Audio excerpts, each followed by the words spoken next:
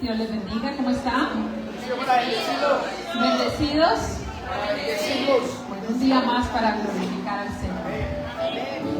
Quiero que me acompañe al libro de Filipenses, capítulo 4.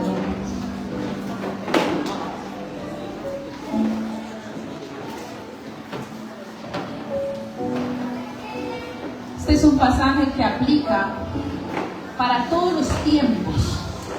No importa la temporada en que estemos atravesando, invierno, verano, otoño, primavera. No importa la temporada que estés viviendo, este es un pasaje que aplica para eso. Quiero que lo leamos, Filipenses 4, del 4 en adelante. Dice así. Lo estoy leyendo en la nueva versión, en la nueva traducción viviente. Estén siempre llenos de alegría en el Señor. Lo repito, alégrense. Que todo el mundo vea que son considerados en todo lo que hacen. Recuerden que el Señor vuelve pronto. No se preocupen por nada. En cambio, oren por todo. Díganle a Dios lo que necesitan y denle gracias por todo lo que Él ha hecho.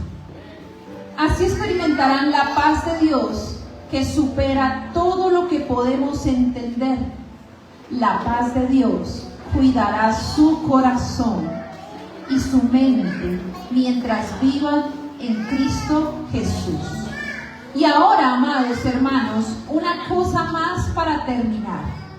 Concéntrense en todo lo que es verdadero, todo lo honorable, todo lo verdadero, todo lo honorable, todo lo justo, todo lo puro, todo lo bello y todo lo admirable. Piensen en cosas excelentes y dignas de alabanza. Le comparto este pasaje porque si hay algo que a veces a nosotros nos preocupa y que generalmente nos roba la paz, son las finanzas, ¿verdad? Nos falta y nos desnucamos. A veces hasta en la familia hay peleas por eso. Pero yo quiero hacerte una invitación. Antes de una reacción emocional por la situación que puedas estar viviendo o no, hoy quiero dejarte un principio. Dice la palabra que en todo tiempo nos gocemos. Dice, por nada estéis angustiados. Por nada estén angustiados, sino que más bien sean conocidas tus peticiones, tus necesidades. Dice aquí la versión, díganle a Dios lo que necesitan. Que sean conocidas delante de Dios tus peticiones, tus necesidades, para que Él vea, que aquí dice, y me encanta esta expresión porque dice que esa paz que supera todo lo que podemos entender. Esas cosas que no sabemos por qué estamos tranquilos, pero sí estamos seguros de que es Dios quien nos sostiene. Cuando tú necesidades delante de Dios, sea cual sea, Dios puede poner una paz que sobrepasa todo entendimiento en tu corazón. No dependas de tu situación económica, no dependas de tus emociones, depende de la paz de Dios. Y así será diferente las cosas. Verás la gloria de Dios. Y dentro de esa dinámica el Señor, a través de Pablo, nos invita, dice: por lo demás, pensad en todo lo bueno, en todo lo amable, en todo lo justo. Si es digno de alabanza, en eso pensad. Cambiemos la manera de pensar. Si vas a sembrar hoy, si vas a diezmar, si vas a ofrendar, no pienses en qué falta. Piensa en lo que estás construyendo para el Señor. Piensa en lo que Dios ya ha hecho por ti, lo que puedes seguir haciendo por ti. Piensa en todo lo bueno, en todo lo amable, en todo lo justo, en lo que es digno de alabanza, en lo que tiene virtud. En eso pensar. Y preséntale a Dios tus necesidades. La Reina Valera que usted tiene, que tienen algunos, ya la mayoría se están llenando de la otra, dice: en oración, ruego y con acción de gracias. No deje de orar, no deje de clamar, pero nunca deje de darle gracias, porque en la gratitud hay poder. Y ahí es donde vemos el respaldo de Dios para salir de esa situación difícil. Amén. Pongámonos de pie y vamos a darle gracias al Señor.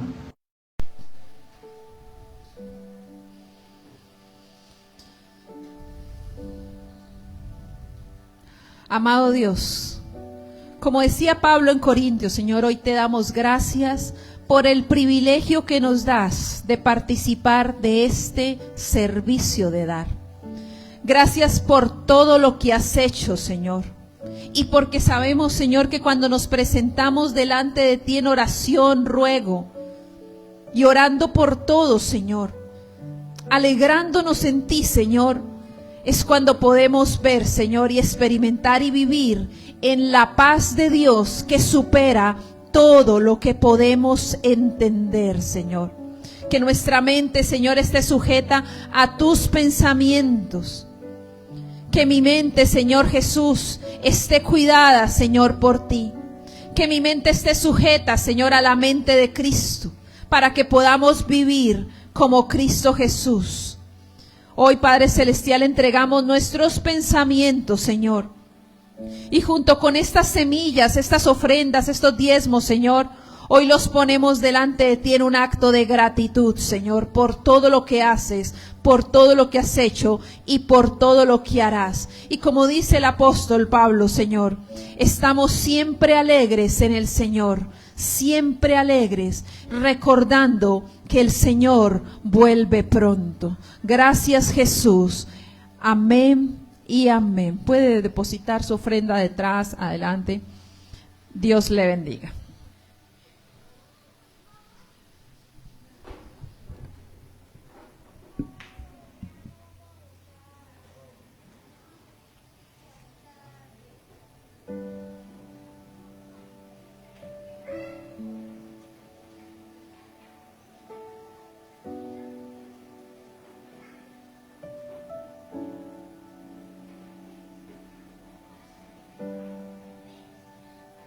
Los niños ya pueden ir a la iglesia infantil. Recuerde que de 1 a 6, 5 años atrás en Semillitas, de 5 años hacia arriba, hacia los 12, acá, en la parte del altar. Amén. Entonces vamos todos los niños en orden. ¿Cuántos están bendecidos de estar en la casa de Dios? Salude a la persona que está a su lado. Dígale: qué bonito te ves, qué bonito estás. Y después le va a decir: la palabra de Dios dice que llamemos las cosas que no son como si fuesen. Te estaba profetizando. No, mentiras. Todos somos muy bonitos, amén. Muy bien. Recuerde que usted puede hacer su donación a través de las cuentas electrónicas de la iglesia, la cuenta Nequi, Bancolombia o Daviplata, que están escritas allí en el sobre. Amén. Quiero recordarles que cada inicio de mes Dios nos ha dado un diseño. ¿Cuántos saben que Dios es un Dios de diseños? Y el diseño que Dios nos ha dado es que cada primera semana del mes vamos a estar consagrando el mes, buscando a Dios a las 3 de la mañana. ¿A qué horas? A las 3 de la mañana. Estuvimos esta semana que acaba de terminar en una intercesión de alto nivel, de 3 a 4, 4 y media, 4 y 40.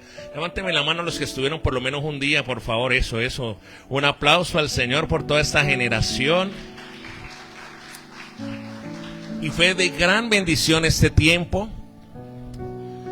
Y quiero invitarles que en el mes de abril nos preparemos del 31 de marzo, que cae el lunes, hasta el 4 de abril. Va a ser la semana de intercesión profética. ¿A qué horas, iglesia? 3 de la mañana. Recuerde que Jesús oraba ¿a qué horas, iglesia? A las 3 de la mañana, de 3 a 6 de la mañana. Esa se llama la cuarta vigilia de la noche. Así que quiero invitarlos para que se programen. La sala estuvo saturada. Estuvimos casi siempre 100 conexiones, entre 150 y 200 personas orando a las 3 de la mañana. ¿Cuántos saben que eso es poderosísimo? Así que para el otro mes ya nos vamos a preparar durante este mes para adquirir una plataforma, para pagar otra plataforma que tenga mayor capacidad. Vamos a ver si por Google Meet podemos adquirir la educativa o la business, que nos ayuda entre 200 y 300 personas, o si no, nos toca comprar la licencia de Zoom para que podamos, porque yo sé que el otro mes eso se va a reventar. Amén. Familias orando, niños orando, de verdad que fue una tremenda bendición. Quiero recordarle que el martes tenemos, como es de costumbre, nuestro pozo de oración a las 5 de la mañana. ¿A qué horas? Yo le confieso algo, cuando uno comienza a orar, yo no sé si a usted le pasó, pero cuando uno comienza a tener este hábito de orar a las 3 de la mañana, ya orar a las 5 de la mañana ya es muy tarde. No sé si a usted le pasa, ¿sí? Ya uno se siente descarriado orando a las 5 de la mañana. Imagínese el que ora a las 10 de la mañana, a las 11. Sí, que se levanta a las 10 a desayunar y a orar a las 11. Así que quiero invitarles a que como iglesia, allí en esos pendones tú puedes ver cuáles son los 7 pilares que tenemos como iglesia. Y el primero de ellos es la intercesión. ¿Cuál es el pilar? El primer pilar de la iglesia, intercesión. El segundo pilar es generaciones, es decir, los niños. Por eso tenemos las semillitas de 0 a 5, los Samueles de 6 a 12, generación postrera de 12 a 18 años. Y cuando termine el servicio, quiero invitarle que usted pueda leer los pendones para que pueda saber cuáles son los pilares que como iglesia nos movemos. Amén. Hay un pilar y es el pilar de las familias. ¿Cuántos saben que tenemos una unción de familia? Digan amén. Aquí llega una persona sola, pero hay una unción de familia tan poderosa que comienza el Señor a traer todos los miembros de esa familia para restaurarlas, para sanarlas, para limpiarlas y para salvarlas. ¿Cuánto le dan gloria a Dios por eso? Así que seguimos, no paramos. Recuerde que también estamos aperturando las CAF, las casas de avivamiento familiar. En su barrio seguramente, o muy cerquita a su barrio, hay una casa de avivamiento familiar. Yo quiero que me acompañe la palabra. Hoy quiero que trabajemos con mucho detalle este mensaje que me he demorado bastante preparándolo, le confieso. Me he demorado preparándolo de tal manera de que pueda comunicarlo como Dios quiere que usted lo reciba. Y este mensaje se llama, colóquele el título, Una mirada en la eternidad. ¿Cómo se llama el tema? Y quiero que me acompañe el libro de Apocalipsis. Hoy vamos a leer el libro de Apocalipsis.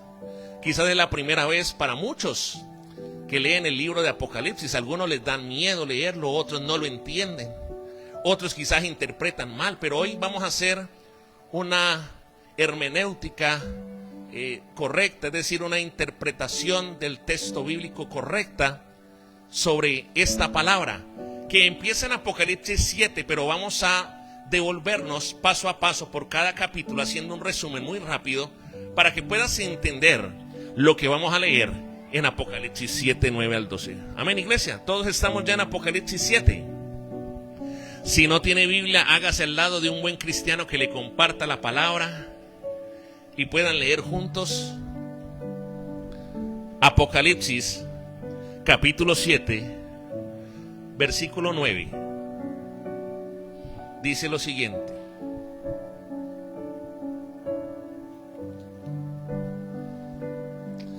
después de esto miré, y he aquí una gran multitud. ¿Ya lo tiene, iglesia? ¿Una gran qué? La cual nadie podía contar, de todas las naciones y tribus y pueblos y lenguas, que estaban delante del trono y en la presencia del Cordero, vestidos de ropas blancas, con palmas en las manos,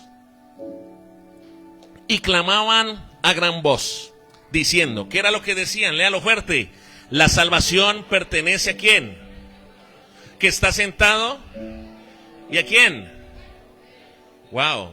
Y dice versículo 11, y todos los ángeles estaban en pie alrededor del trono y de los ancianos y de los 4 seres vivientes, y se postraron sobre sus rostros delante del trono y adoraron a Dios, diciendo, amén. La bendición y la gloria y la sabiduría y la acción de gracias y la honra y el poder y la fortaleza sean de nuestro Dios por los siglos de los siglos. ¿Y qué dice la iglesia? Mire, una mirada a la eternidad. En tiempos como los que vivimos, en tiempos como hoy, donde la gente no tiene una mirada en la eternidad. La realidad es que muchas personas hoy tienen una mirada en la temporalidad. Yo quiero que comiences a jugar con estos dos conceptos. Dios nos ha creado con un propósito, y es que si le recibimos a Él y si tomamos la decisión de vivir para Él, tenemos garantizada una ¿qué? Una eternidad. Pero hoy en día la gente no está colocando su mirada en la eternidad, sino que la gente tiene una mirada en la temporalidad. Por eso el evangelio del Señor ha perdido fuerza, porque la gente está mirando su temporalidad. La gente está mirando su día a día. Y no quiero que me malinterpretes, claro, hay que estar pendientes de nuestro día a día.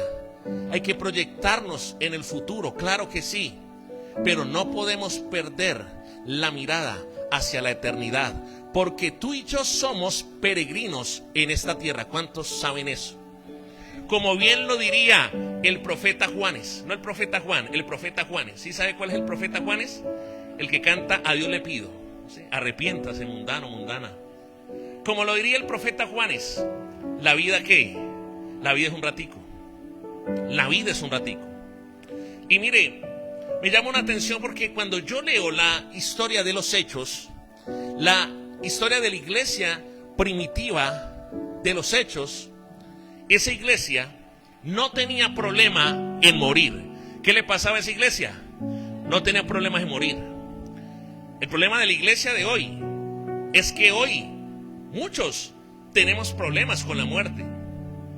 Hoy, paradójicamente, yo quiero hacer la pregunta: ¿cuántos quieren ir al cielo? Levánteme la mano.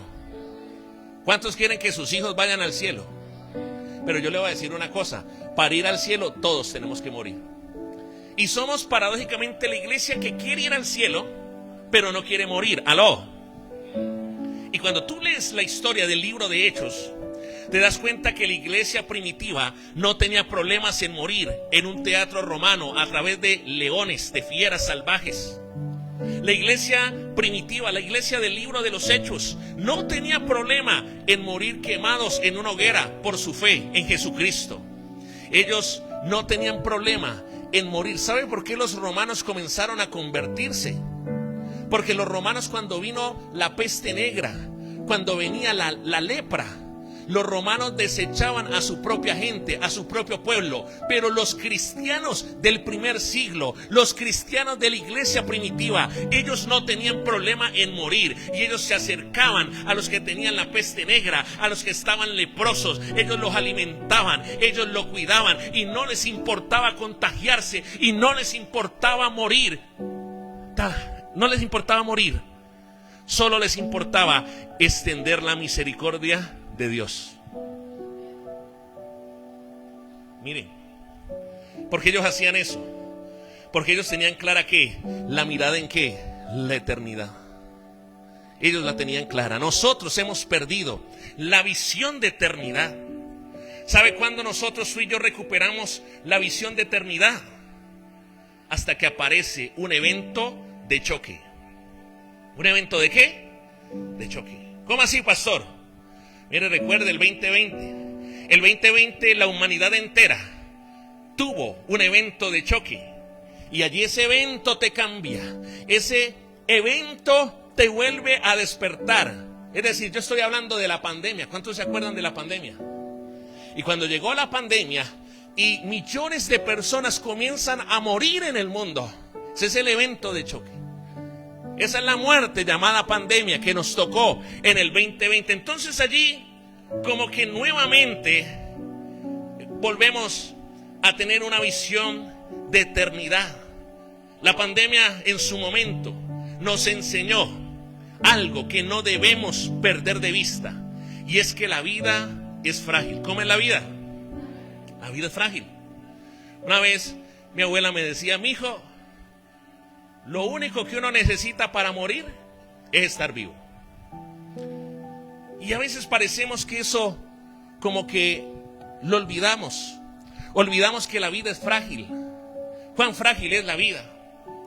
Y yo quiero que usted comprenda esto. La vida no solamente es temporalidad. No es la temporalidad que vivimos. Hay una eternidad que debemos comenzar a comprender. El apóstol Juan es el escritor del libro de Apocalipsis. El apóstol Juan se encuentra solo en una isla, en la isla de Patmos. Él está exiliado en ese momento, en el momento de escribir este libro. Él se encuentra exiliado, se cree que está exiliado por el emperador romano que se llama Domiciano. No Domicilio, Domiciano. Y él le exilia allí. Y Juan era un hombre, un anciano de 100 años, prisionero por el imperio romano.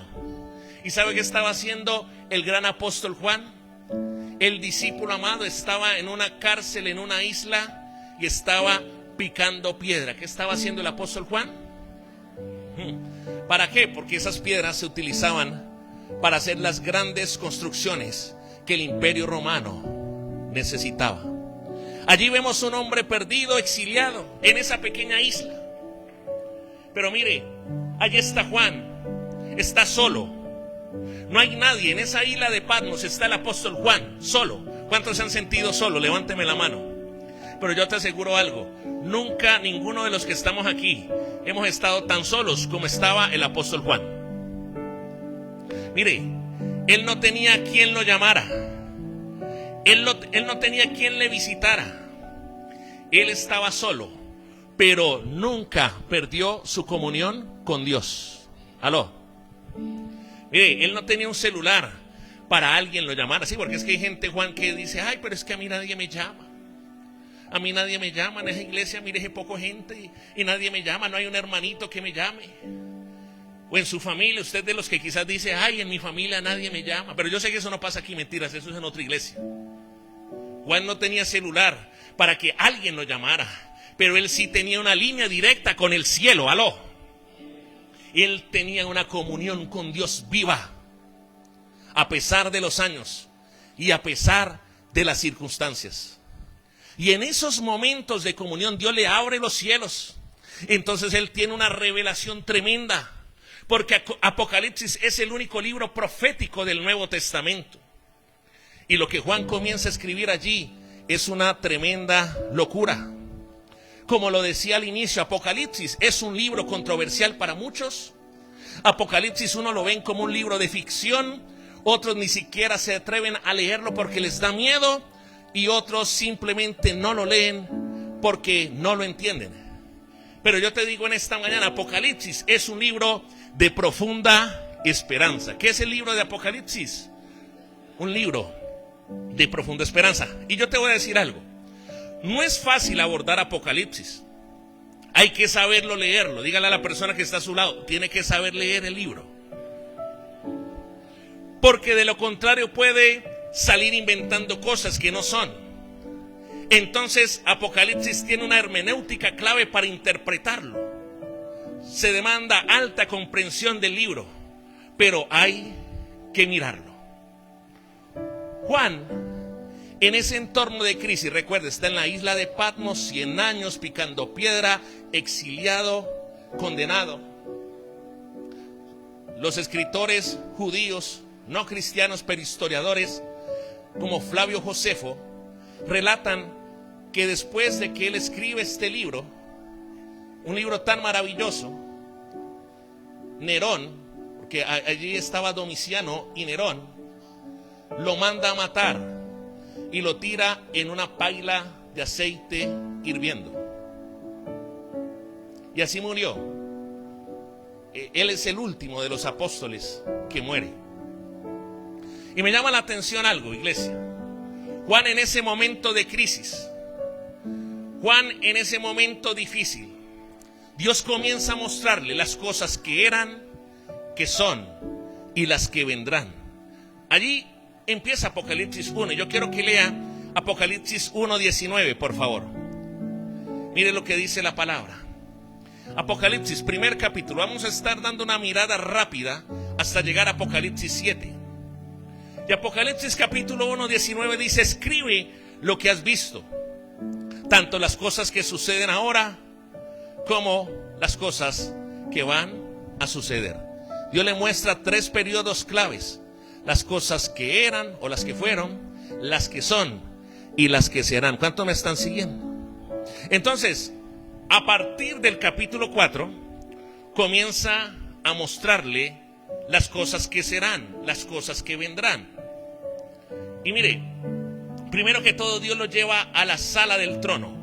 Un privilegio tremendo, que estando en la isla de Patmos, Dios le abre una ventana. ¿Dios qué le abrió? Una ventana tremenda, y lo lleva a la sala del trono. Usted puede leer eso en el capítulo número 4 de Apocalipsis. Apocalipsis 4 del 1 al 2 dice: después de esto, acompáñeme por favor. Apocalipsis 4 del 1 al 2 dice: después de esto miré.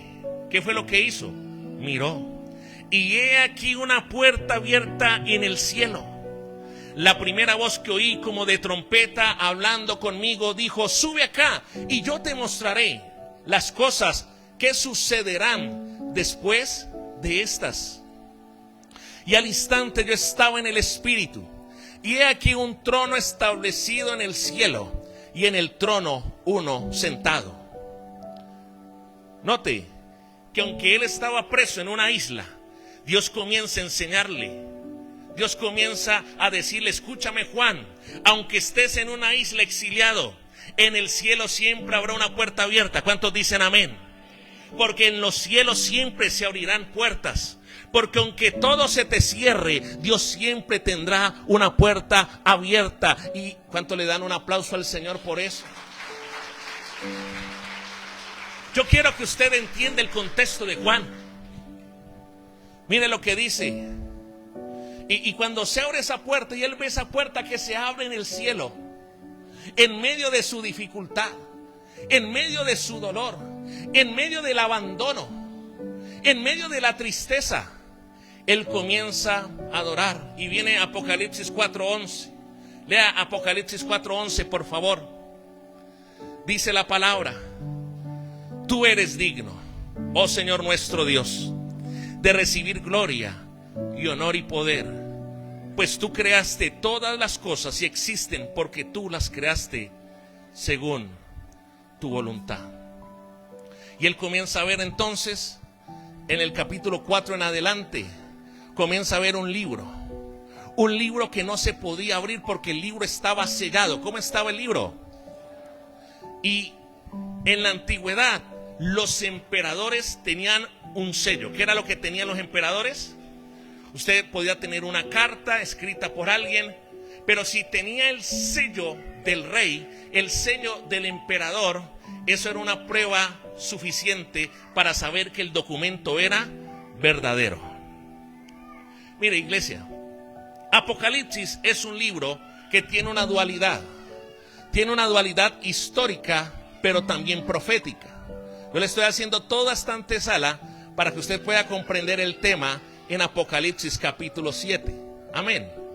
Entonces, usted tiene que entender que Apocalipsis está siendo escrito para gente de esa época. Aló. Mire, Apocalipsis está escrito en un contexto romano. Está escrito para una iglesia que está viviendo momentos muy difíciles. Entonces, cuando aparecen sellos, porque se usaban sellos, porque los emperadores romanos, cuando enviaban una carta o documento y tenían un sello, el emperador, cuando tenía un sello del emperador, significaba que el documento tenía una alta autoridad. Es decir, Dios está usando el contexto de Juan para hablarle. Dios le muestra un libro que está sellado, pero no es con un sello del emperador de la época. Está con el sello del Cordero. Y ese sello lo que significa es que lo que está allí tiene que ver con autoridad. Y el problema es que nadie podía abrir ese sello. Y dice la palabra que Juan lloraba. ¿Qué le pasaba a Juan? Él lloraba hasta que apareció el Cordero. Y esos sellos en Apocalipsis 4 en adelante tiene que ver con juicios de Dios que se van a desatar, porque están sellados, porque todavía no se han abierto esos sellos. ¿Cuánto me están entendiendo? Yo sé que hay gente que está como que, uy, este man, ¿qué es lo que me está hablando? Pastor, usted no me va a profetizar. No, lea Apocalipsis. Mire, esos sellos tienen que ver con juicios que Dios va a desatar en su momento. Querido amigo, escúcheme algo. Muchas veces la gente me pregunta, al ver las situaciones que pasan en la vida, injustas muchas de ellas, al ver las situaciones que pasan en el mundo, tristes muchas de ellas, me dicen, pastor, ¿por qué Dios no interviene? ¿Cuántos le han hecho esa pregunta? ¿O cuántos se han hecho esa pregunta? Ay, pastor, ¿por qué Dios viendo esa maldad? ¿Por qué Él no hace algo? Por eso los ateos comunistas comienzan a decir, la causa por la que Dios no interviene, según ellos, es porque Dios está muerto. Pastor, ¿por qué Dios no interviene? ¿Por qué tanta injusticia? ¿Por qué tanta muerte? ¿Por qué tantas violaciones? ¿Por qué tantos abortos, tantos asesinatos a los niños? Mire, yo le voy a decir algo. Dios va a intervenir. Dígale a la persona que está a su lado, tranquila, Dios va a intervenir. Dígale, tranquilo. Lo que pasa es que usted no quisiera, y hoy se va a dar cuenta. A veces, mire, todos hemos hecho esa oración. Yo quizás hace más de 25 años que conozco del Evangelio, y cuando tenía un problema yo oraba y le decía, Señor, ¿por qué no vienes pronto? Señor, ¿por qué no vienes por tu iglesia? Y usted se va a dar cuenta, mire, usted se va a dar cuenta que tú y yo no quisiéramos que Él interviniera ya. Porque, iglesia de Dios, hay un día, escúcheme bien, hay un día donde Dios va a actuar. Lo que pasa es que no es un tiempo de actuar de parte de Dios. Es un tiempo de misericordia. ¿Cuántos dicen amén? Es un tiempo de redención. ¿Cuántos dicen amén? Es un tiempo de salvación. No es el tiempo de actuar de parte de Dios. Es un tiempo de gracia, de redención y de misericordia. Ahora, recuerde la puerta abierta. ¿Cómo estaba la puerta? Abierta. Pero esa puerta que hoy está abierta, va a llegar el día donde la puerta se va a cerrar. ¿Me está entendiendo? Quizás es la primera vez que vienes a la iglesia. Quizás ya lleves tiempo viniendo a la iglesia. Pero eso no da una certeza de que tú tengas ya el boleto a la eternidad. Yo quiero que me escuches. Porque en la iglesia del Señor puede haber gente que tiene nombre de que vive, pero está muerto. Y también uno se da cuenta y se va a dar sorpresas, y nos daremos sorpresas en el cielo, que en el cielo ese hermanito, que quizás usted lo veía, esa hermanita, que usted la veía como muerta, como muérgana, como tibionga, va a estar allá en el cielo. Y el que tenía pinta de que vivía, el que tenía pinta de que tenía el fuego de Dios, no nos lo vamos a encontrar allá en el cielo. Mire, iglesia, ahora hay una puerta abierta que se llama redención. Ahora hay una puerta abierta que se llama gracia. Ahora hay una puerta abierta que se llama salvación para tu casa, para tu familia. ¿Cuántos dicen amén? Ahora hay una puerta abierta que se llama salvación para las naciones de la tierra. Pero un día, diga conmigo, un día se va a desatar. Entonces leamos el capítulo 6. Vamos a leer el capítulo 6. Apocalipsis 6, 12 al 17. ¿Y por qué te estoy haciendo esto? Te tengo que decirte esto para contextualizarte, porque si yo te leo y te enseño el pasaje directo, así sin anestesia, sin ubicarte, usted se puede perder. En el capítulo 6 comienza el Señor a abrir los sellos. ¿Abrir qué cosa? Y cada sello tiene una implicación que no, por cuestiones de tiempo, no voy a hablarla, salvo este del 12 al 17. Pero leamos Apocalipsis 6 del 12 al 17. Mire lo que dice la palabra. Miré cuando abrió el sexto sello, y he aquí hubo un gran ¿qué? Y el sol se puso negro como tela de silicio, y la luna se volvió toda como sangre, y las estrellas del cielo cayeron sobre la tierra como la higuera deja caer sus higos cuando es sacudida por un fuerte viento. Y el cielo se desvaneció como un pergamino que se enrolla, y todo monte y toda isla se removió de su lugar. Ahora, quiero que preste atención al versículo 15, 16 y 17. Versículo 15, vamos a leerlo todos a la cuenta de 3. ¿Me acompaña, iglesia? Dice: y los reyes de la tierra, y los grandes, los ricos, los capitanes, los poderosos, y todo siervo y todo libre, se escondieron en las cuevas y entre las peñas de los montes. Y decían de los montes y a las peñas: caed sobre nosotros y escondednos del rostro de aquel que está sentado sobre el trono y de la ira de ¿quién? ¿De la ira de quién? Versículo 17, mire. Porque el gran día, ¿el gran qué?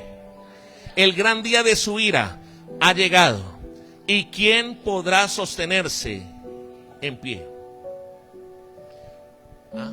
Cuando usted dice, ¿por qué Dios no obra?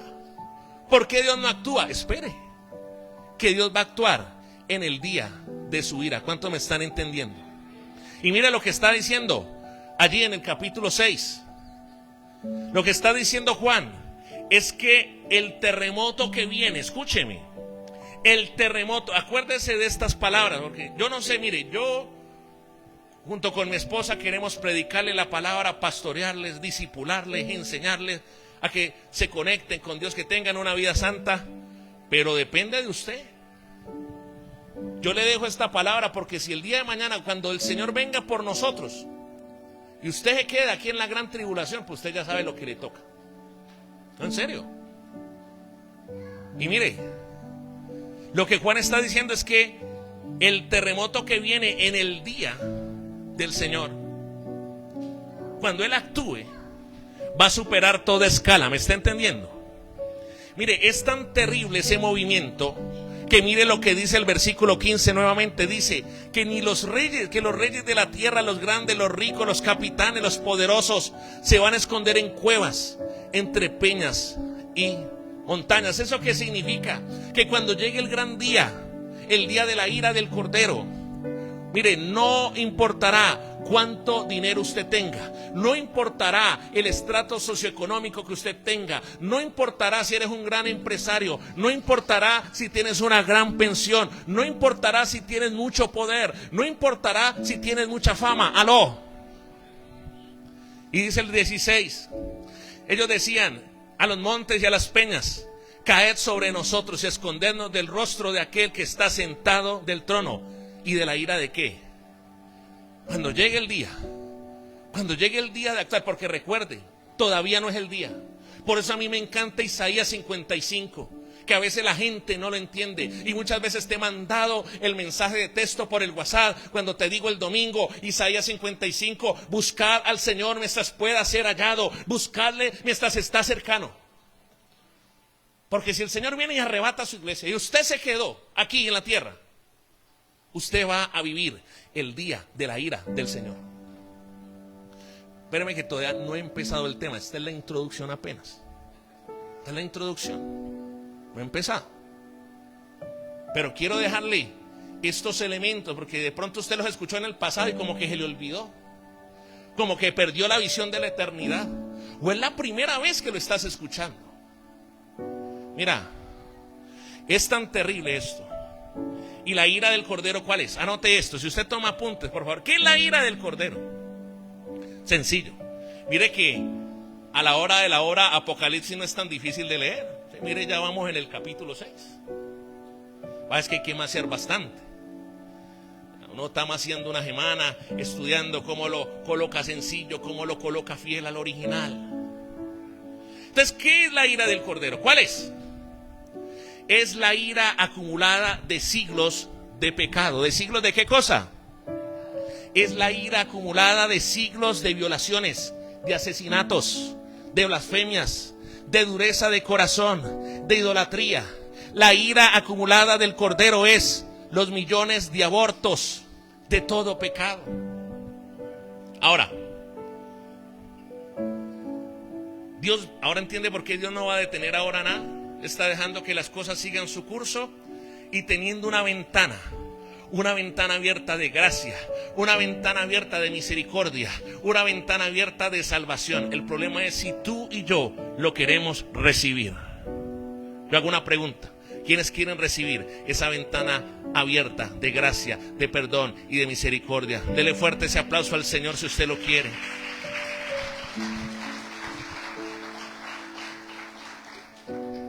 Ahora, entonces el capítulo 7, usted lo lee allí, los primeros versículos. Mire, perdón, yo quiero leer el versículo 17 del 6. Todavía no nos vamos al 7. Versículo 17 habla de qué. Dice, porque el gran día de su ira ha llegado. Y mire la pregunta que me inquieta, Pablo. Mire, Francisco, la pregunta que me inquieta. Mire, Lucy, la pregunta que a mí me pone a temblar. Mauli, mire la pregunta que hace el versículo 17. Dice, porque el gran día de su ira ha llegado. ¿Y quién podrá sostenerse en pie? ¿Quién?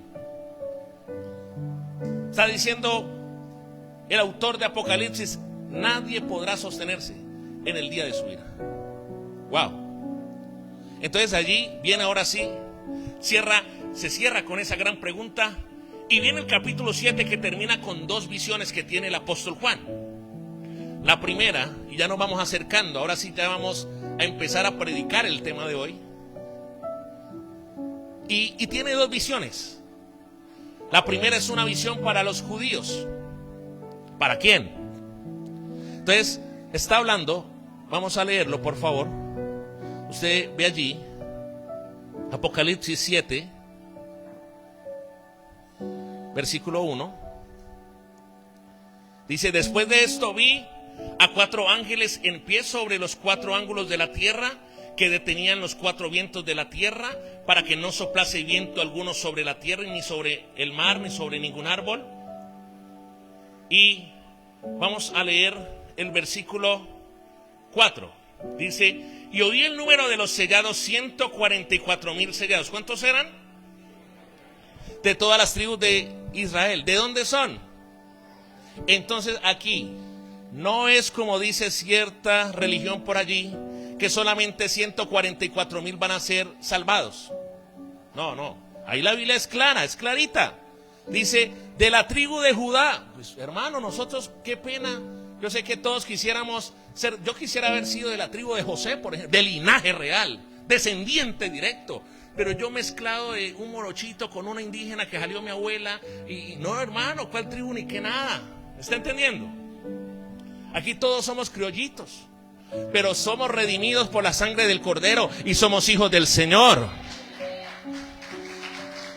Entonces usted lee allí, comienza a decir de la tribu de Judá 12,000, de la tribu de Rubén 12, y uno ve gente, hermano, corriendo con unas revistas para ver si entra, si hay cupo. Imagínense, desde 1950 está fundada esa religión y corriendo todo el mundo para cupo, para 144,000. No. La palabra es clara y dice que no son 144,000 los salvados. Y ahora usted bíblicamente va a entender el porqué. Dice que son judíos. ¿Son quiénes? No jodidos, judíos. Dígale a la persona que está a su lado, debe ser tan jodido, dígale. Miren, la pregunta de Juan es, ¿quién se puede sostener? Entonces, los 144,000, ¿quiénes son? Son judíos que Dios va a redimir para un propósito durante un tiempo. ¿Estamos claros en eso, iglesia? Ahora, la pregunta de Juan, ¿cuál es? Con la que terminó el capítulo 6 es, ¿quién se puede sostener? ¿Quién se va a sostener? Y Dios lo lleva entonces a una mirada a la eternidad. ¿Una mirada a qué? A la eternidad. ¿Y qué ve Juan? Es lo que vamos a estudiar. Ahora sí, vamos a empezar a desarrollar el tema. ¿Cierto que no hubiera sido lo mismo si llegamos de una Apocalipsis 7? Más de uno hubiera salido más loco que una cabra. Pero ahora quiero que leamos Apocalipsis 7, 9. ¿Qué dice? Después de esto miré, y he aquí qué cosa, iglesia, la cual nadie podía contar. ¿De todas qué? Te está viendo que no son 144,000, sino que está diciendo de qué. De todas las naciones y tribus y pueblos y lenguas. Así que este trigueñito balsámico que soy yo, al recibir a Cristo, ¿voy a ser parte de eso, sí o no? Sí. Y dice la palabra, y pueblos y lenguas que estaban delante del trono y en la presencia del Cordero, vestidos de ropas blancas y con palmas en las manos. Y es lo primero que quiero decirte en esta mañana. La eternidad, escúchame. ¿Por qué es importante mirar en la eternidad? ¿Por qué es importante que a través de esta palabra miremos a la eternidad? Porque la eternidad tiene una gran multitud de redimidos. ¿Cuánto le dan gloria al Señor? Porque recuerde la pregunta. Juan está viendo todo eso y él dice, con todo eso, yo creo que va a ser un poquitico la gente que va a poder ser guardada, un poquitico, porque con todo eso, no. Pero la sorpresa que se lleva Juan es que en la eternidad hay una gran multitud de redimidos. Y hay tres cosas de esa multitud que quiero que veamos. La primera, tres cosas de esa multitud. La primera, el origen de la multitud. ¿Qué es lo primero, iglesia? No es una multitud judía, recuerde. El origen de esa multitud es global y diverso. Es decir, es la iglesia universal.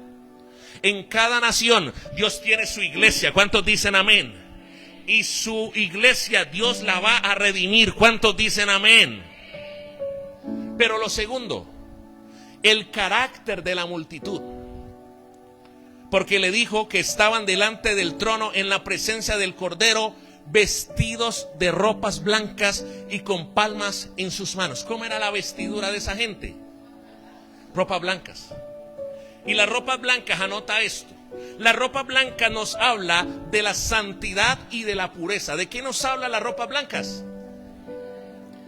Porque en el reino de Dios se vive en santidad. Yo soy santo porque soy salvo. Aló. Como yo soy salvo, el resultado y el fruto de esa salvación es que yo vivo ¿en qué? En santidad. No es porque el pastor te prohíbe, no es porque la iglesia te prohíbe. No. Es fruto de eso. Yo me acuerdo que hablaba con Juan Sebastián hace 15 días, que cumplió Isabel, su mamá, años. Y claro, la familia de él por parte de mamá es una familia muy grande y todavía no conoce de Dios. Y él me decía, pastor, y le van a hacer un rumbón allá en Giovanamina. Y yo le dije, ¿y usted qué va a hacer? Y yo, no, yo voy con Diana y con las niñas, pero yo tengo la señal, me dijo él. Y yo le dije, ¿cuál es la señal? Me dijo, apenas una de las niñas tenga sueño, me voy. Cojo a mi esposa y mis chinas y me voy. Y así fue. ¿Qué significa eso? Y después en la funeraria me encontré, Diana, me encontré dos personas que me dijeron, pastor, yo me siento culpable. Yo le decía, ¿por qué? Porque no, yo no sabía que él se había entregado tanto. Y yo en ese cumpleaños, yo es que ofreciéndole trago, que es que tomate la última, recordando viejos tiempos. No. Él dijo que no. ¿Por qué? Porque él era salvo. Y cuando uno es salvo, entonces el fruto de la salvación verdadera en Cristo, ¿qué es? Santidad. Aló, iglesia. Mire, las ropas blancas me hablan de santidad y de pureza, porque en el reino de Dios solo se vive en santidad. Aló. Estoy diciendo santidad, no perfección, que son dos cosas diferentes. Pero tampoco se me vaya a desviar muérgana que hay perfección y perfección una canita al aire. No. Estoy hablando de pureza y santidad. Mire, pero también dice que ellos tenían palmas en las manos. Y las palmas en las manos me hablan, José Luis, de celebración, de adoración. Entonces, ¿cuál es el carácter de esa multitud? Una multitud que tiene ropas blancas, es decir, que son santos y puros, pero también que celebran, que adoran al Señor. Y yo me encuentro con un problema. Yo le pregunto a Dios, aquí la gente, uno hace alabanza de adoración 45 minutos y a la media hora se sientan y están echados. Pasamos así. Y están así echados, a la media hora están así. Yo digo, Dios mío, en la eternidad yo los quiero ver alabando. Yo los quiero ver alabando en la eternidad. Así, pero cuando fue madre en el mundo, 3 de la mañana y epa.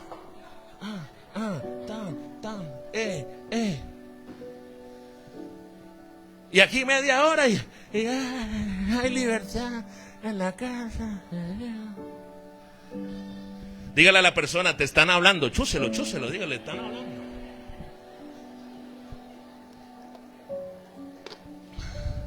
Pero en el cumpleaños de la suegra,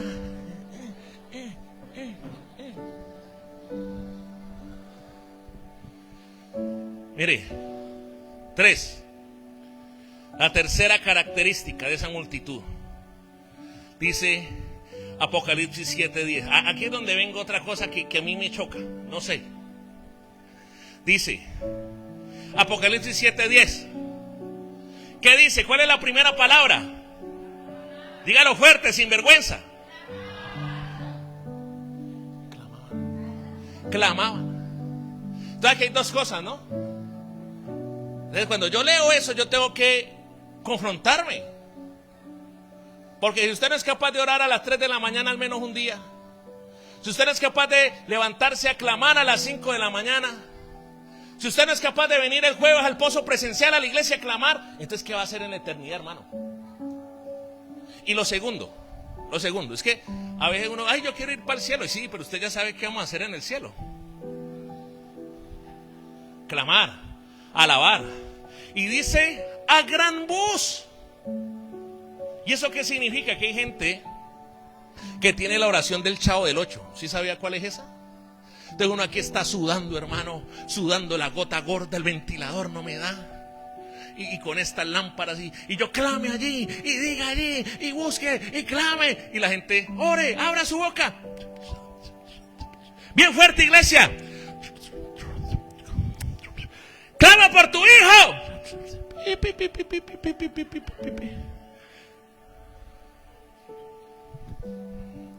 Dígale a la persona que está sola, ¿para qué vas a ir al cielo? Dile, ¿para qué vas a ir al cielo? ¿Y clamaban a qué? ¿A qué? Dígalo, pues, está aprendiendo. Aprenda. Mire, y diciendo qué cosa, la salvación pertenece a nuestro Dios, que está sentado en el trono y el Cordero. ¿Qué hacía esa multitud? ¿Esa multitud se quejaba? Clamaba. ¿Esa multitud murmuraba? Clamaba. ¿Y qué clamaban? La salvación no la da Dios, la salvación no la da la ciencia, hermano. La salvación no la da un político, la salvación no la da un empresario. La salvación la da ¿quién? La da Dios. Dele fuerte ese aplauso si usted lo cree. Ahora, quiero llegar al corazón del mensaje. Al corazón del mensaje. ¿Qué es lo segundo? Acuérdese que el primer punto de Apocalipsis 7, que es lo que estamos estudiando, ¿sí? Es el carácter. Las características estamos viendo. En la eternidad número 1 hay una gran multitud de ¿qué? De redimidos. Recuerde. Y vi una gran multitud.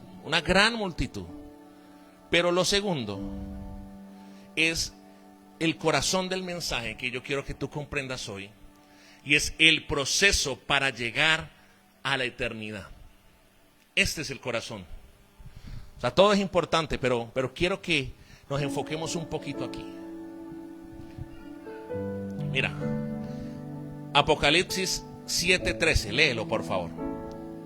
Apocalipsis 7:13 y 14.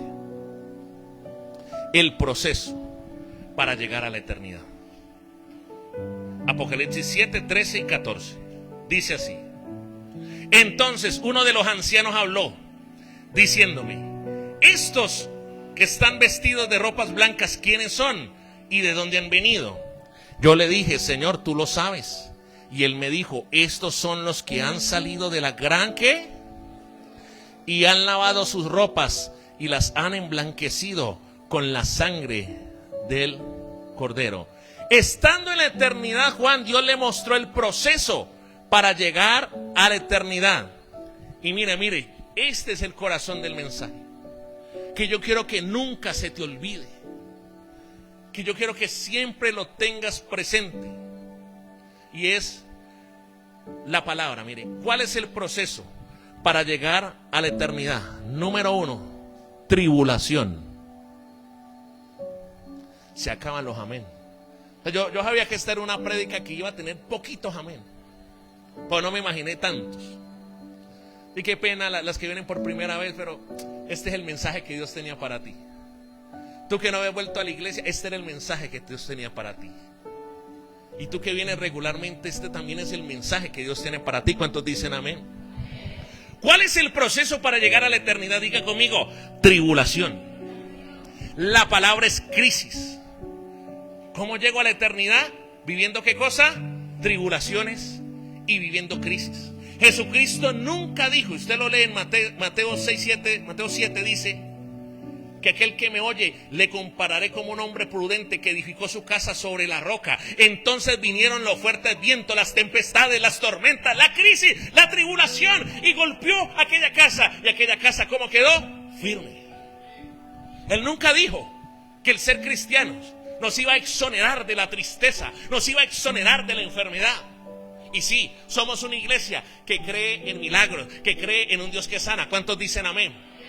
Pero vení, Juan, párate, ponete de pie, Juan. Juan puede venir hoy con una enfermedad y nosotros podemos orar por él y Dios lo sana. Pero yo hago una pregunta: ¿eso significa que Juan no se va a volver a enfermar después? ¿Aló? Claro, Juan puede venir con una situación económica difícil y creemos en el Dios que provee. ¿Cuántos dicen amén? Pero eso lo exonera de que no viva vacas flacas en su economía. Dígale a la persona: esa palabra es para usted. Entonces, Juan está entendiendo, anote esto, que un hijo de Dios, ¿cuántos son los hijos de Dios? Levánteme la mano. Juan está entendiendo que un hijo de Dios pasará ¿qué cosa? Tribulación. Pasará ¿qué cosa? Crisis. Y por eso es importante entender esto para aquellos que se preguntan, que se sorprenden por la crisis que le sucede a los cristianos. ¿Aló? No se sorprenda. Mire, lea Hechos 14:22. Hechos 14:22. Léalo toda la iglesia. Mire lo que dice. Hechos 14, 22. Quiero que lo leamos todos. Y si usted no tiene Biblia, léalo con el muérgano, con la persona que tiene a su lado. Lo vamos a leer en voz de trompeta. Hechos 14, 22. ¿Ya lo tenemos, iglesia? 1, 2 y 3 dice: confirmando los ánimos de los discípulos, exhortándoles a que permaneciesen en la fe y diciéndoles: es necesario que a través de muchas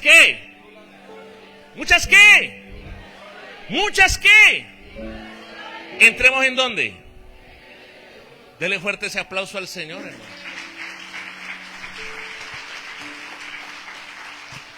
¿Cómo entramos? ¿Cuántos quieren entrar en el reino? Levánteme la mano.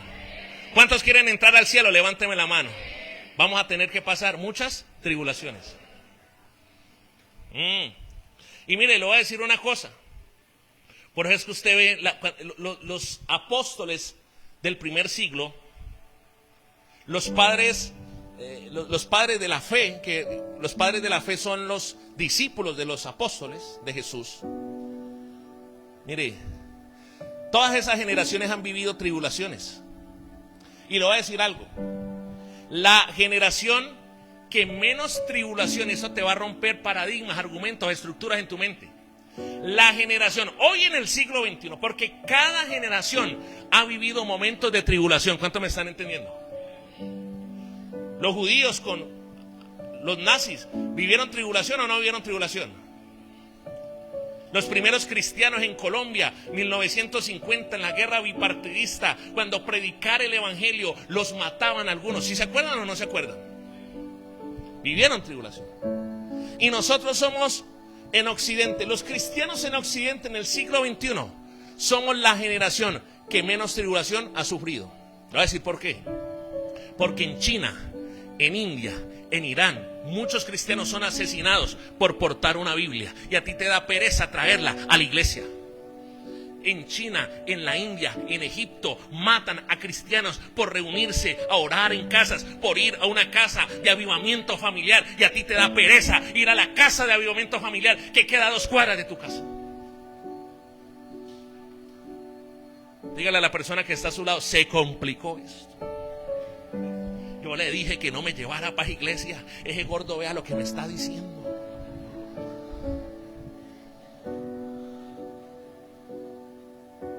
¿Paro o sigo? Mire, Juan está escribiendo a gente que está bajo el imperio romano, en la época de Domiciano, de Nerón, que fueron los 2 emperadores que más persiguieron a los cristianos. Entonces, mire, acuérdese que Apocalipsis tiene un contexto histórico y profético simultáneo. Entonces, si usted ha prestado atención y usted sabe que Nerón y Domiciano están persiguiendo a la iglesia, yo le hago una pregunta: ¿qué es la gran tribulación para los cristianos del primer siglo? Domiciano y Nerón. ¿Está entendiendo? No es lo mismo, no es la misma tribulación que usted puede estar viviendo hoy. La tribulación para los cristianos del primer siglo se llama Domiciano y Nerón. ¿Aló? Entonces, cuando usted lee en Apocalipsis que la bestia, usted se imagina allí una cosa que con 7 ojos y 7 cuernos y el diablo. Usted se imagina muchas cosas. Pero para un cristiano del primer siglo, para un cristiano de esa época, él sabía cuál era la bestia. La bestia se llamaba Roma. ¿Aló? Desde lo histórico era Roma. ¿Me está entendiendo, iglesia? Entonces, mire, ellos están viviendo tribulación, porque ¿acaso no es gran tribulación que usted lo saquen de su casa y lo tiren al teatro romano y se lo devoren bestias? Que tiren a sus hijos al teatro romano del momento y se devoren sus hijos frente a sus ojos, para después lo echen a usted para que muera junto con ellos por decir que tenían fe en Jesucristo. Y en medio de ese contexto, Juan está escribiendo, y Juan está enviando un mensaje para la iglesia de esa época del primer siglo, y les dice: tranquilos, todos vamos a salir de esa tribulación. ¿Cómo así, pastor? Entonces, pastor, podrá decir alguien, Pero ¿por qué me toca pasar por todo esto? La respuesta es sencilla, porque te toca. Punto. ¿Usted se imagina a los cristianos de esa época que les decían, si usted dice que usted cree en ese Diosito llamado Jesucristo, vamos a coger a tus hijos, voy a coger a tu hija, le vamos a abrir las entrañas y le vamos a dar de comer a las bestias que están en el Coliseo? Te voy a preguntar nuevamente, ¿usted cree en Jesucristo? Y el papá con lágrimas en los ojos diciendo sí.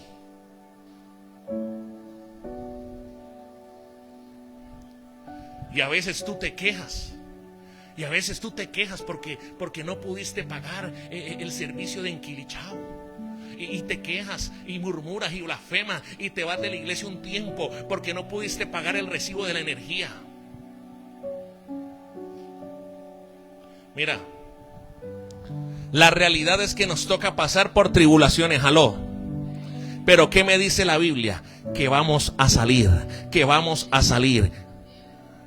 Mira, salga en la eternidad o en la temporalidad, allí voy a salir en victoria. Mire lo que dice Apocalipsis 7:14. Dice, yo le dije, Señor, tú lo sabes. Y él me dijo, estos son los que han salido de la gran tribulación y han lavado sus ropas y las han emblanquecido en la sangre del Cordero. Por eso aquel que está padeciendo hoy, escúcheme, quizás usted tiene un familiar que está padeciendo. ¿Cuánto les ha pasado eso? Que tienen un familiar con una enfermedad terminal o que tuvo una enfermedad terminal. Levánteme la mano. Y yo sé que hay que orar, iglesia, claro. Y somos una iglesia de oración. Y no es por picármelas, pero oramos bastante. Sí. Ahora le damos de lunes a viernes de 3 a 5. Y a las 5 los martes y los jueves venimos a orar otra hora. Y cuando el último viernes hacemos vigilia. Y ahorita en abril hacemos 21 días de ayuno y oramos también al mediodía. Es como me decía algo, si a usted no le gusta oración, usted tiene dos opciones. O se acomoda a la visión de la iglesia y se vuelve un hombre o una mujer de oración, aló. O va buscando otra donde no, tranquilo, sea tibia, hágale, vaya, Morgana, hágale. Usted tiene dos opciones. Mire, iglesia, usted puede tener un familiar que está padeciendo, que está enfermo, y claro, hay que orar. Pero también hay momentos donde si Dios decide llevarse ese familiar, ¿qué está haciendo Dios? ¿Lo sacó de qué? De tribulación. ¿Qué hizo Diana con tu papá? ¿Lo sacó o no lo sacó de tribulación? Y a veces no aprendemos, no entendemos que Dios puede sacar. Ahora me entiende cuando le digo que Dios nos puede sacar de la tribulación en temporalidad o en eternidad. Que una persona está con un cáncer. Si yo me acuerdo que aquí había una china, Gina, que visitaste, ¿no? ¿Se llamaba Gina también? ¿Cómo se llama? Gina también se llamaba. Y ella alcanzó a venir una CAF allá con Francisco. La alcanzamos a predicar y ella alcanzó a ir a orar. Y yo hago una pregunta. Esa persona que tenía un cáncer con metástasis ya por dentro y el Señor se la llevó. Yo hago una pregunta. ¿La sacó de tribulación o no la sacó? ¿Sí ve?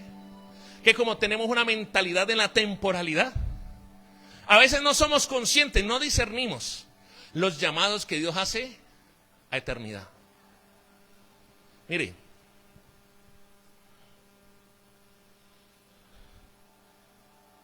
entonces, me llama la atención esto. Uno está viendo allí en Apocalipsis 7 que más de uno se suma a la multitud con palmas en las manos y con vestiduras blancas. Iglesia, recuerde que Juan le estaba escribiendo a la gente que está en el yugo del imperio romano. Ahora, usted entiende por qué. Mire, me llama la atención esto. Según los historiadores, Nerón se volvió loco con los cristianos. ¿Sabe por qué? Porque Nerón en el año 60 después de Cristo, como la iglesia no tenía problema en morir, no tenía problema en qué cosa, en morir. Usted me pregunta a mí, ¿yo me quiero morir? No, pero le voy a decir por qué. No porque le tenga miedo a la muerte, sino porque creo que en Santander de Quilichao hay miles de familias, 10,000, 20,000 de familias que todavía necesitan conocer de Cristo. Pero si Dios no lo hace conmigo, lo hará con alguien. Por eso no quisiera morir.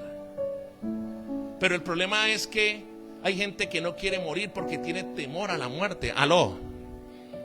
La iglesia de ese siglo no tenía problema en morir. Pero usted y yo sí tenemos problemas en morir.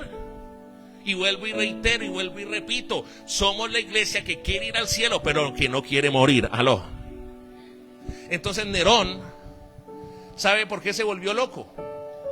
Porque Nerón en su jardín puso más de 1000 hogueras. ¿Más de 1000 qué? Y dijo, ahora sí los quiero ver. Ahora sí los quiero ver blasfemando de su Diosito, de su Cristico.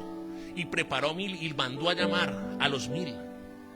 Y le dijo, y los comenzó, y les dijo, ahora sí quiero verlos maldecir a Dios.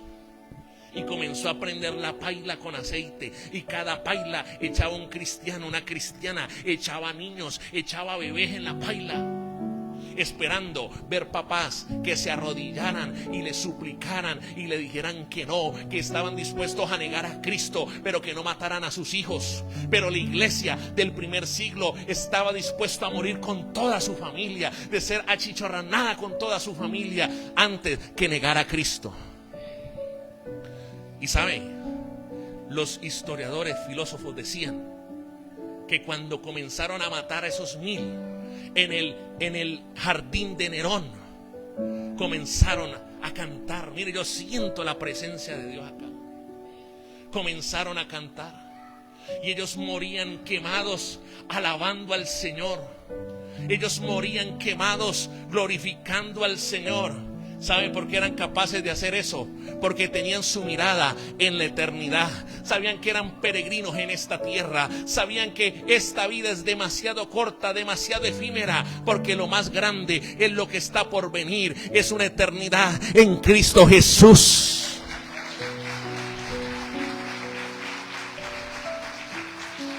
Yo te pregunto, mire, entonces cuando uno tiene clara la visión de la eternidad, van a haber momentos de vacas gordas. ¿Cuántos dicen amén? Pero van a haber momentos de vacas flacas. Van a haber momentos de alegría. ¿Cuántos dicen amén? Pero también van a haber momentos de lloro y de tristeza.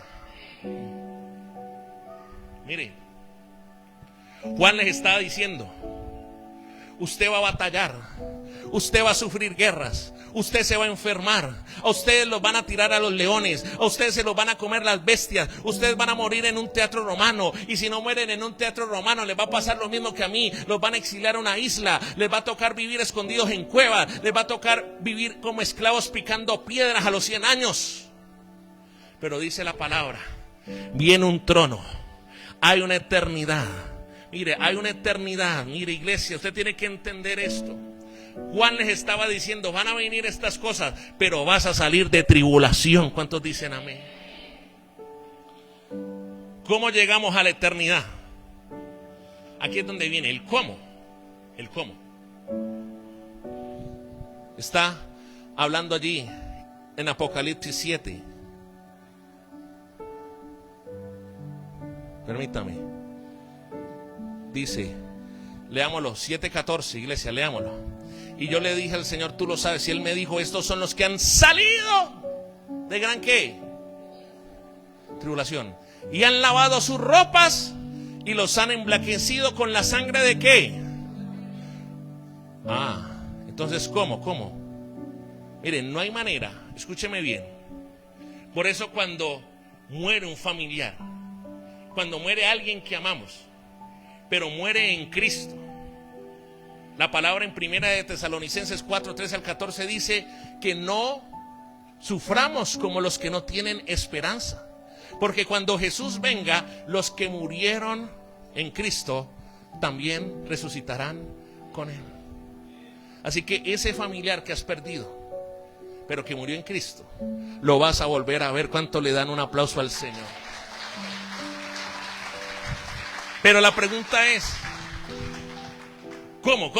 Miren, no hay manera de llegar a la eternidad a menos que puedas lavar tus vestidos con la sangre de Cristo. La palabra está diciendo, y han lavado, ¿qué cosa? Sus vestidos. Mire, usted no llegará a la eternidad por pertenecer a la denominación X o Y. Usted no va a llegar a la salvación por decir es que soy de la Pente, aleluya, o porque tengo falda larga y pierna peluda. No, no, no, la denominación no salva. Usted no va a llegar a la eternidad por leerse un libro X, un libro Y. Usted necesita lavar sus vestidos con la sangre de Cristo.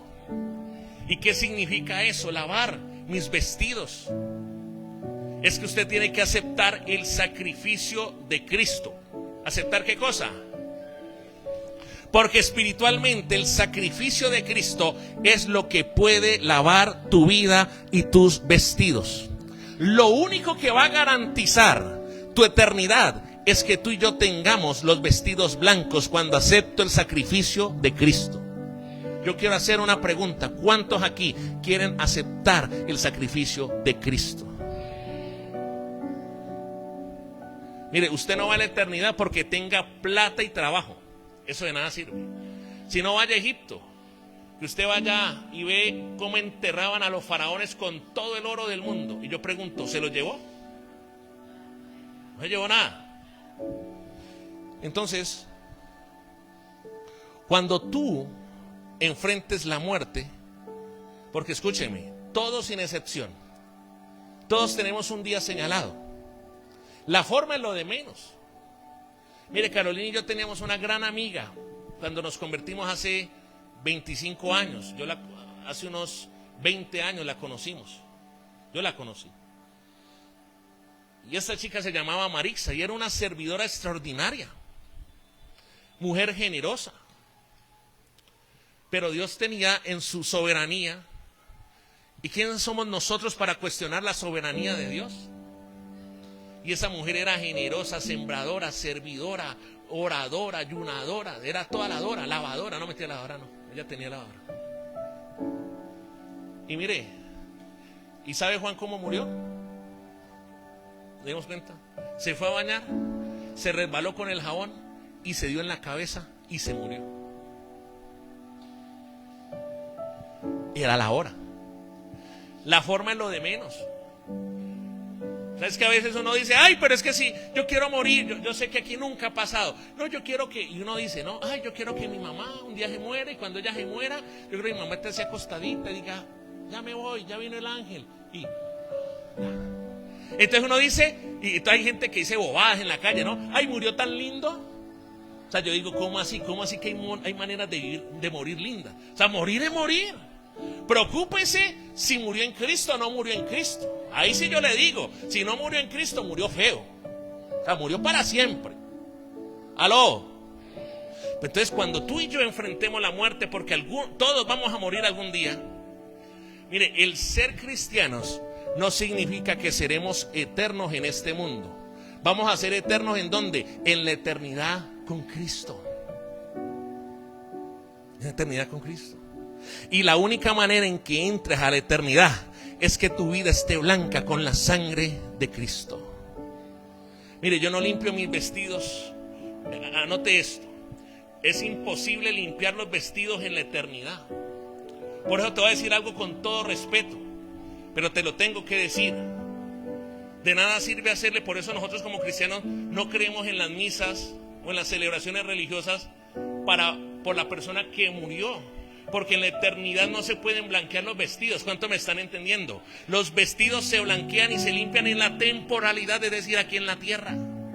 Y damos gracias a Dios. Y yo quiero que des gracias a Dios por ese papá, por esa mamá, por ese hermano, por ese esposo, por esa esposa que tuvo la oportunidad de blanquear sus vestidos aquí en la tierra.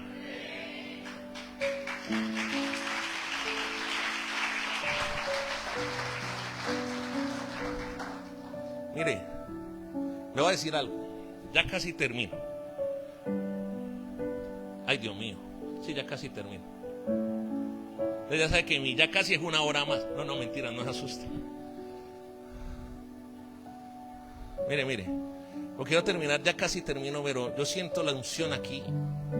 Mire, si nosotros pudiéramos correr dimensiones, porque nosotros estamos en la dimensión del tiempo, de la temporalidad, pero Dios está en una dimensión superior, donde no hay tiempo. ¿Aló? Mire, si pudiéramos ver cómo Dios nos ve, es con vestiduras blancas. Pero escúchame, si hay pecado en ti, te va a pasar esto, que es lo que Dios no quiere que te pase. Por eso Dios viene por una iglesia sin mancha, sin tacha y sin arruga. Por una iglesia limpia. Te hago una pregunta.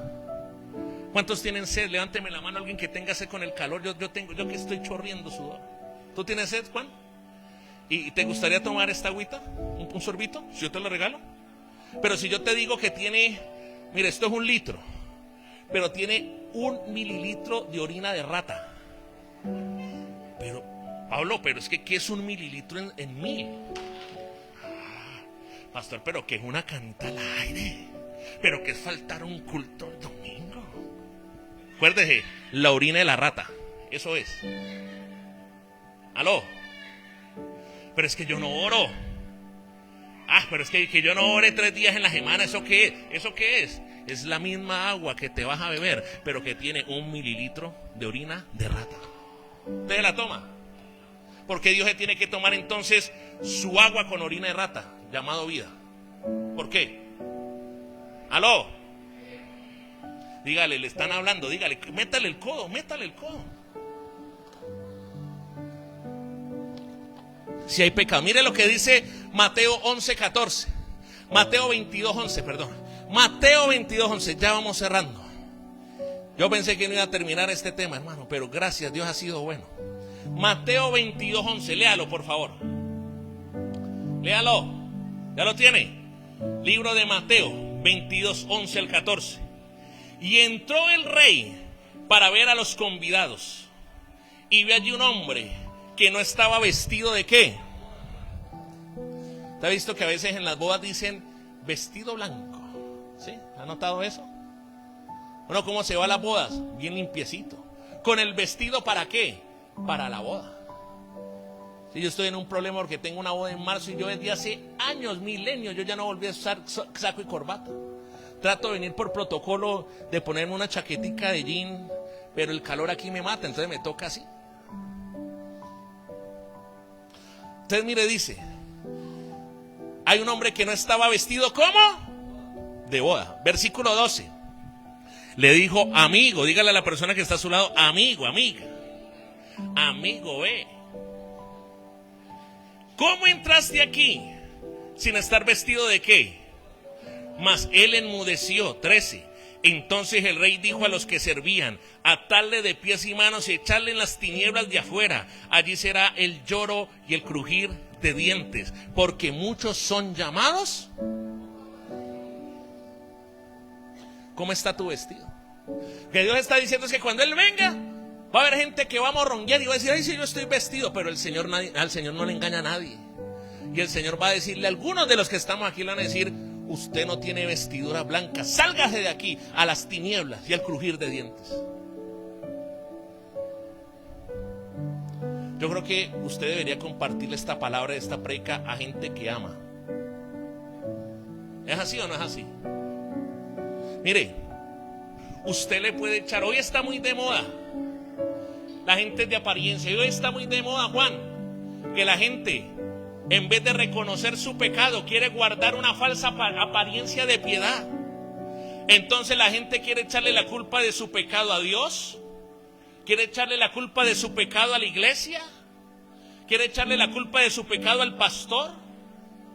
Sí, o como me pasó con uno que yo cuento, aquí vino un mani bien pecador, bien perezoso, bien muérgano, y fue a pedirle trabajo al taller de Fernando, porque allá trabajan 3 puritos, o 2 o 3, y Fernando le dijo, no tengo cupo. Y entonces me dice, pastor, me voy de la iglesia porque Fernando no me dio trabajo en su empresa. O sea, queremos echarle la culpa de nuestro pecado a cualquiera. Y vea, y la vieja confiable es echarle la culpa de su pecado a la iglesia o al pastor. Ay, es que escuché una cosa del pastor que no me gustó. Pues yo sé que eso no pasa aquí, ¿no? Y yo pregunto, ¿tú te has examinado? O sea, tú dices, yo escuché una cosa del pastor que no me gustó, pero tú te has examinado las 100, las miles que tienes que no le agradan a Dios. ¿Aló? Entonces, si tú juegas con Dios, Si no tomas las cosas en serio, si tu vestido no está blanco, corres el riesgo que te corran, que te saquen, porque no estás vestido de bodas. ¿Aló? Mire, termino con esto. Tercero, características de la vida en la eternidad. Sí, porque acuérdese, mire, usted, ¿cómo es? Media hora y no aguanta una hora de prédica y ya está así. Padre, que termine semana, Señor. Intercedo, Padre. Envía ángeles, Señor, que le tapen la boca a Dios. Ya. Dios mío bendito. Pero mire lo que dice. Leamos, con este versículo terminamos. Apocalipsis 7:15. 7:15. ¿Dónde está nuestra ciudadanía, iglesia? Diga conmigo, en la eternidad. ¿En dónde te vas a ver con tus seres queridos que aceptaron a Cristo? Diga conmigo, en la eternidad. ¿Sí? Si tú, como dice la palabra en Proverbios, instruye al niño en el camino y cuando fuere grande no se apartará de él. El día que tú mueras y le enseñaste el camino de Dios a tus hijos, Hammer, ¿dónde te los vas a encontrar, Hammer? En la eternidad. Si haces bien la tarea, si de verdad amamos.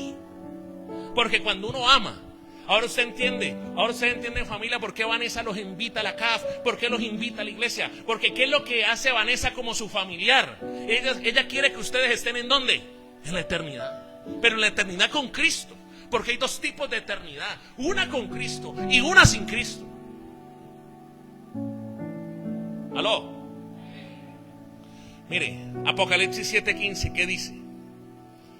Por esto están delante del trono de Dios. ¿Y qué? Y le sirven día y noche. ¿En dónde? Y el que está sentado sobre el trono extenderá su tabernáculo sobre ellos.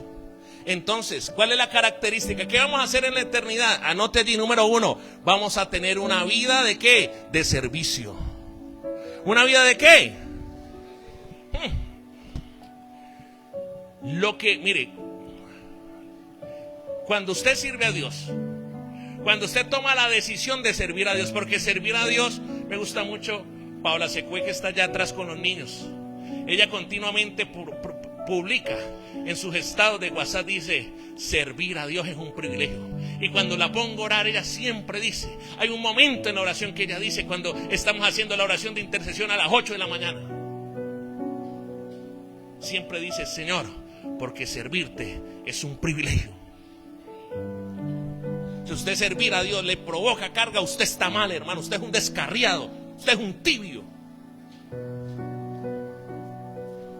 Mire, los que servimos a Dios, lo que yo estoy haciendo en la temporalidad es un entrenamiento para el servicio que vamos a hacer. ¿Dónde? En la eternidad. ¿Ahora lo entiendes, iglesia? Usted, yo no sé cuánto les ha pasado, pero cuánto les ha pasado que cuando fueron su primer día de trabajo estaban más perdidos que tanga loca. ¿Sí les ha pasado eso? Que uno hizo los filtros y todo, pero comenzó y uno está así. Así le va a pasar a más de uno. Y ve, ¿qué es eso de servir? ¿Que acomodar? ¿Que diaconado? ¿Que asistencia? ¿Cómo así? Ay, vení, ¿dónde está el pastor para yo preguntarle? Que yo me acuerdo que allá abajo nosotros hacíamos eso. ¿Aló? ¿Aló? El servicio que haces en la tierra es un entrenamiento para el servicio que harás en la eternidad. Entonces más te vale, dile a la persona que está a tu lado, tócala, zarandéala, muévele, métele un cocacho, movelo, que se despierte. Decile, comienza a entrenarte hoy. Porque yo no sé cómo se van a entrenar en la eternidad. ¿Cómo? Mire, le voy a decir algo fuerte. Si usted no sirve acá, dudo mucho que vaya a servir allá. Lo que hacemos acá en la iglesia, ¿qué es? Preparación para lo que vamos a hacer. ¿En dónde? Y el Dios de eternidad está viendo los que servimos en la temporalidad. Por eso usted sigue leyendo Apocalipsis y usted va a ver gente que no tiene corona, Y habrá gente que tiene corona y que tendrá en su corona muchas piedras preciosas. 2, una vida de plenitud. Estamos hablando de características de la vida en eternidad. Mire, lea Apocalipsis 7:16, por favor. 7:16 dice: oiga, ¿cuántos comelones dicen amén a eso? A ver, Tragaldaba, di amén a eso, no, sin vergüenza. ¿Cuántos son comelones? Levanten la mano con honestidad aquí. Ahora todos son ayunadoras pues los domingos. No, pues qué dicha. ¿Qué dice la palabra? No tendrán ¿qué? Y el sol no caerá más sobre ellos, ni calor alguno. Mire, en la eternidad tendremos una vida de plenitud, donde no habrá hambre y no habrá escasez y no habrá sed. Vuelvo y reitero, ¿podrás tener temporadas de abundancia aquí en la temporalidad? Sí. ¿Pero tendrás también temporadas de escasez en la temporalidad? Sí. Pero en la eternidad no habrá hambre, ni escasez, ni sed. ¿Cuánto le dan un aplauso al Señor por eso? Mire, mujeres, levánteme la mano a las mujeres, por favor. Hermana, esta es la palabra de Dios para ti. Dios te va a liberar de preparar el desayuno, el almuerzo y la comida en la eternidad. Se va ese yugo en el nombre de Jesús. Ay, yo sé que aquí hay unas mujeres que solo por este detalle se van a comenzar a meter con Dios a servirle. Aleluya. Dejaré de ser la manteca de mi familia, gloria a Dios. El manteco, no, a Fernando no aplica porque Paula no se hace ni un huevo, ¿no? O sea, allá el que cocina es Fernando. Entonces Fernando allá se va a quitar ese yugo. Fuera, sí. Miren, 3, Apocalipsis 7:17. Dice: porque el Cordero que está en medio del trono los pastoreará y los guiará a fuentes de agua vida. Y Dios, mire, esto es lo que yo quiero que usted enfoque. Y Dios, ¿qué hará? Enjugará toda lágrima. Ay, las dos últimas, mire. En la eternidad habrá vida de seguridad y abundancia, pero en la eternidad tendremos consuelo. ¿Qué tendremos? Una vida de consuelo. O sea que en la temporalidad habrá tristeza, ¿sí o no? Sí. En la temporalidad habrá momentos de llorar. En la temporalidad habrá dolor. Pero en la eternidad, ¿qué? No. A veces uno como que está viviendo un cristianismo deforme, como raro, como secta, ¿no? Como sectario, ¿no? Ay, yo quiero ser cristiano, pero que nada me pase. Que no se me parta las uñas, ¿cómo se llama? Las acrílicas, que me duren 60 días. Porque si se me parte a los 15 me pongo a llorar. No. Mire, mientras estemos en este mundo, iglesia, habrán situaciones de tristeza, de dolor, pero en la eternidad ya no habrá más dolor. En la eternidad habrá bendición de Dios. Y toda esa tribulación que tuviste, esa tristeza, ese dolor que tuviste, Dios dirá: ya no más. Ya no más. Ahora, póngase de pie, por favor.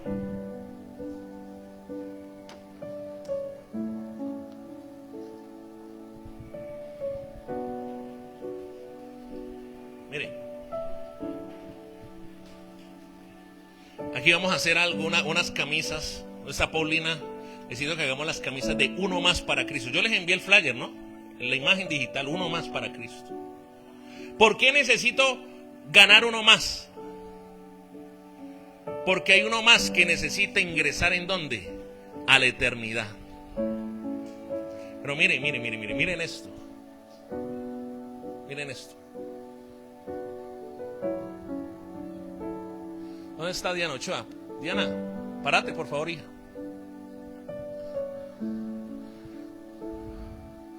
¿Usted se acuerda el principio de Apocalipsis 7? ¿Se acuerda cuando? Permítame un momento. Apocalipsis 7:9. Y dice: después de esto miré, y aquí una gran multitud, la cual nadie puede contar. ¿Sí? Una gran multitud. Mire, y esa gran multitud que vio Juan, si trabajamos en evangelizar, en predicar, en medio de esa multitud, a lo mejor estará un familiar tuyo. Mire, en medio de esa multitud, Diana, allá vas a ver a Juan Sebastián. Allá está, él ya está allá, en medio de esa, en la gran multitud, ahí está. ¿Sí? Si trabajamos en ganar uno más para Cristo, vamos a ver a ese esposo. Vamos a ver, en medio de esa multitud, vamos a ver a esa esposa. ¿Cuántos dicen amén? Si trabajamos para ganar uno más para Cristo, vamos a ver a esos padres. ¿Cuántos dicen amén? Vamos a ver a esos hermanos. ¿Cuántos le dan un aplauso al Señor?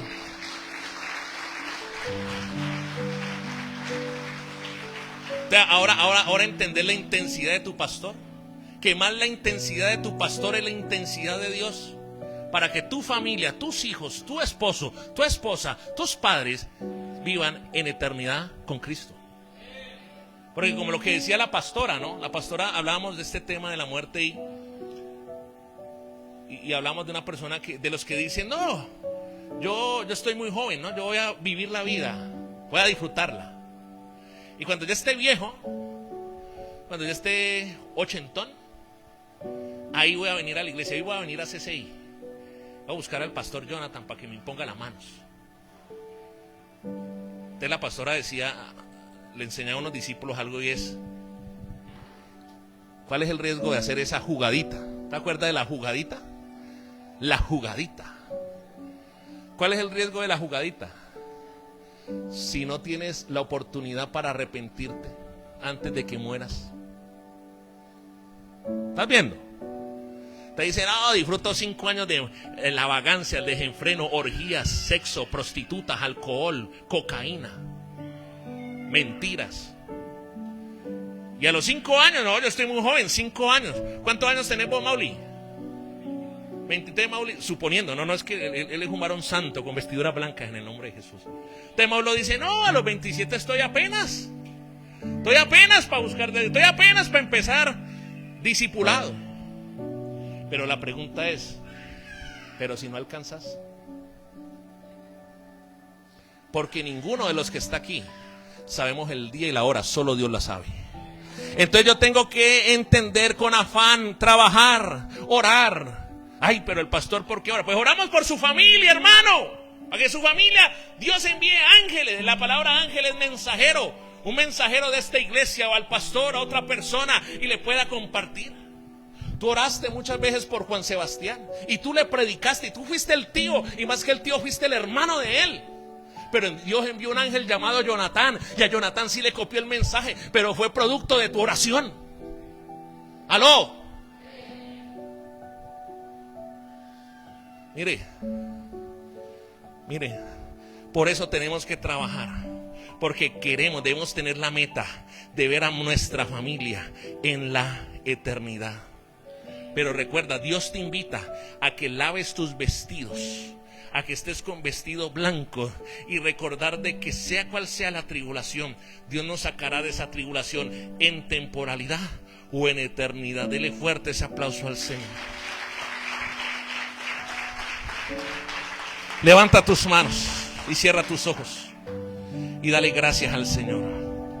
Levanta tu voz. Acuérdate que hay una voz, una multitud que clamaba. Dale gracias, dile: Señor, esta es la palabra que yo necesitaba recibir. Esta es la palabra que yo necesitaba recibir, Dios. Yo tengo una vida, una mejor vida, no en esta tierra, sino en eternidad. En la eternidad. Ahí en la eternidad, si tu familia recibe de Cristo, vas a verlos en la eternidad. Que son vivir 10, 20 años con alguien que después se va a perder en la eternidad, a compartir una poca ventana de tiempo, pero tener la satisfacción y la alegría de que tu ser querido, de que tu esposo, de que tu esposa, de que tus padres, de que tus hijos están en la eternidad en Cristo Jesús. Levanta tus manos y dile: Señor, gracias, Dios, que esta palabra, Señor, dígale ahora: yo entiendo la importancia de uno más para Cristo, que puede empezar en tu casa.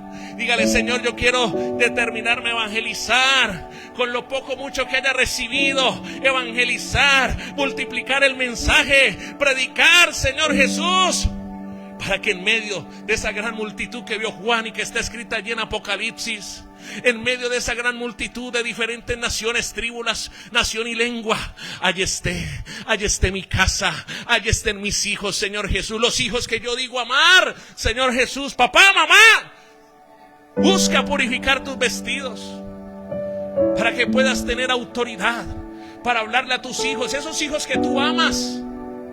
Busca al Señor, busca y dile: Señor, lava mis vestiduras, Señor, lávalas, para que todos juntos, tome la mano que está la persona a su lado, dígale al Señor: yo quiero recibirte, Dios. Todos aquí dígale: yo te quiero recibir. Yo quiero aceptar el sacrificio de la sangre, Señor, y yo te quiero recibir para poder estar en la eternidad, Dios, para vivir una eternidad con mi familia que amo. Señor, ayúdanos, Dios. Oramos para que venga una ola de salvación. Vamos, levante ese clamor, vamos a orar por eso. Que venga una ola de salvación como nunca antes sobre esta iglesia. Que venga una ola de salvación a través de esta iglesia, Señor Jesús, de gente que lava sus vestidos, de gente que predica la palabra, de gente que ora por su familia. Padre, te lo pedimos, salvación. Vamos, clama por salvación. Quizás debes clamar por tu salvación personal, pero hoy es la oportunidad para que clamemos por la salvación de toda tu casa, por la salvación de tu familia. Gracias te damos, Dios. Te damos toda la gloria y toda la honra en el nombre de Jesús. Y la iglesia de Dios dice: amén y amén. Dale fuerte, dale fuerte. Grito de júbilo. ¿Cuántos vamos a estar en la eternidad con nuestra familia? Hay que trabajar. Diga: uno más para Cristo. Uno más para Cristo. Salude, abrace a 5 o 6 personas y Dios le bendiga.